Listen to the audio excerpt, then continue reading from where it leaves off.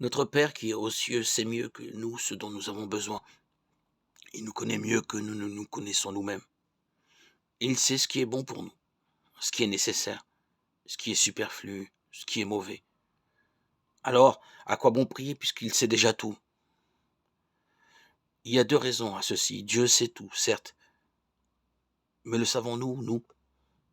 En priant, en exprimant nos besoins ou nos désirs, nous en prenons conscience. Nous mettons en parole quelque chose qui parfois n'était que pensée confuse ou souhait sans consistance.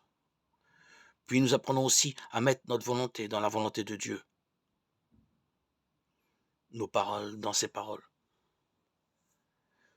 Prenons par exemple la prière d'intercession d'Abraham pour Sodome. Abraham est un juste qui s'efforce parfois avec un succès tout relatif de faire ce que Dieu lui indique. Qu'a-t-il à faire du sort des pécheurs?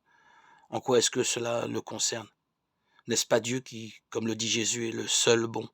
N'est-ce pas à Dieu de se préoccuper du sort du pécheur dont il ne veut pas la mort, mais qu'il se convertisse et qu'il vive? Eh bien, en intercédant pour les pécheurs, Abraham prend fait et cause pour la volonté même de Dieu. Mais alors pourquoi semble-t-il que Dieu chipote et traîne à se laisser convaincre? En fait, ce n'est pas lui qui marchande le prix de son pardon, mais bien Abraham. À chaque nouveau nombre, Dieu dit oui, mais il laisse Abraham continuer à négocier parce que c'est bon pour lui. En intercédant, il prend fait et cause pour la décision que Dieu avait déjà prise, qui est de ne jamais condamner le juste avec le pécheur.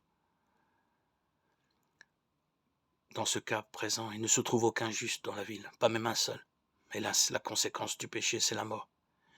Et comme personne ne veut se convertir ni revenir à Dieu, ça les condamne. Ce n'est pas faute d'avoir voulu les sauver, mais c'est parce qu'aucun d'entre eux n'a cherché à l'être. Or, si nous ne cherchons pas le salut, si nous n'avons que faire de Dieu, alors nous sommes perdus parce que la mort est inévitable dans ce monde soumis au pouvoir du péché. S'ils avaient fait comme à Ninive, s'ils s'étaient tournés vers Dieu, comme il aurait été prompt à pardonner leurs péchés, quels qu'ils soient, comme il les aurait accueillis dans la joie et la fête.